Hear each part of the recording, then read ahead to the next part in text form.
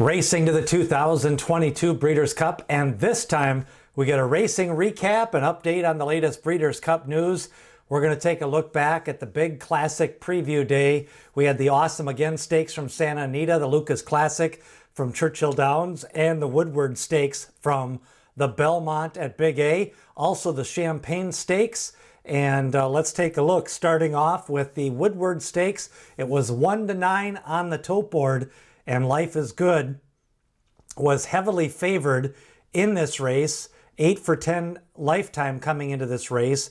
He had ran 10 times, been favored in every race, and he was favored again and picked up the victory wire to wire. It was on a little bit of a sloppy track, and Law Professor made a run at him a couple of times, one going into the turn, second one kind of midway down the stretch, but Life is Good. I think he kind of survived this race, and it looks like the early indications they are going to go to the Breeders' Cup Classic next. Meanwhile, the Lukas Classic, Hot Rod Charlie was favored at 6-5. Art Collector took a lot of money. Then you also had Happy Saver at 3-1 and Rich Strike at 4-1.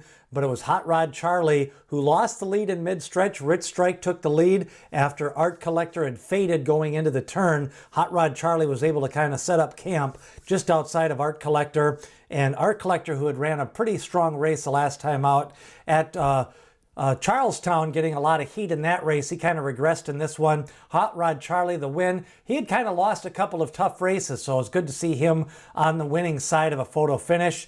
Breeders' Cup Classic, most likely next. Trained by Doug O'Neill, a Grade 2 Lukas Classic, starting to get a pretty big bankroll on this one for Hot Rod Charlie. Second was Rich Strike, and it looks like he could be going to the Kentucky Breeders' Cup Classic. Of course, he was 2 for 2 coming into this race at Churchill Downs. Almost picked up a 3 for 3 with the Lukas Classic for Rich Strike.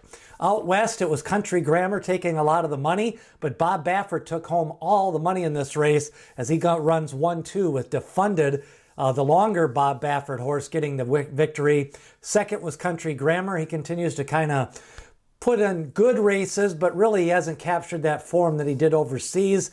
He ran in the San Diego, then he ran in the Pacific Classic, and now he runs in the Awesome Again. Defunded the winner in this one. I'm not sure if we'll see him in the Breeders' Cup Classic. We may see him. And then out at Belmont at Big A, we had the Champagne Stakes. Bet down in the race was Gulfport, also getting a lot of money, was Verifying, but Blazing Sevens at almost 9-1 for trainer Chad Brown picks up the win, the first Grade 1 stakes winner for Good Magic in the sloppy track. Chad Brown also trained Good Magic. Of course, he was second to Justify in the Kentucky Derby. Good Magic trained by Chad Brown, and now he's got Blazing Sevens, a Grade 1 winner of the Champagne. This race really fell apart. Gulfport really didn't step ahead. Verifying saved ground, really had no excuse. Blazing Sevens, it was his third lifetime race. I think we're going to get a full field in the Breeders' Futurity and then the American Pharaoh next week. But right now, definitely Cave Rock, probably the leader of this division. Now, the Classic field starting to shape up. I think we're going to have at least 8, 9, 10 horses. You got Flightline. He had his second workout since the Pacific Classic. He worked 5 furlongs on Saturday. Olympiad training up to the Breeders' Cup Classic. Epicenter for Steve Asmussen. Of course, he won the Travers Stakes. Cyberknife, I think, still being pointed for trainer Brad Cox. Taba, the winner of the Pennsylvania Derby. Life is Good after winning the Woodward. And then you've got Hot Rod Charlie and Rich Strike. We may get a European. I could see Mishriff maybe pointing for the race and still a chance at 1 or 2 others. So 10 or 11 horses most likely pointing for the Breeders' Cup Classic. Now, Laurel River did not run in the Awesome Again. He won the Pat O'Brien in his last race. That was at 7 furlongs. He is going to train up to the Dirt Mile. He worked out 5 furlongs on Friday.